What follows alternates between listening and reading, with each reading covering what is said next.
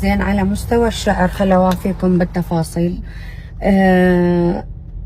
عندي قصيدة أني والشاعر حسين جبار، مو خيالية، يعني مو راح تحبوها، يمكن هاي راح تكون من أحلى القصائد أو ما أريد أقول، ما أريد أصرح، لكن كلش حلوة واقعية، وكل بيت بيه راح تحبوه، يعني سواء الرجل أو المرأة، لأنه إحنا منصفين. أنا أخذت دور المرأة والشاعر أيضا أخذ دور الرجل، وكل واحد قدر يدافع عن نفسه بهذه القصيدة الحلوة.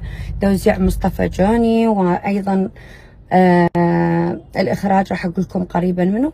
ما راح نتكلف هواية بالإخراج، راح نسوي ممكن لوكيشن واحد كلش كافي، لأن أنا أحس بهذا عصر السرعة مو إلا هواي كماليات وجماليات. شو تقولون؟ وهواي ديتيلز.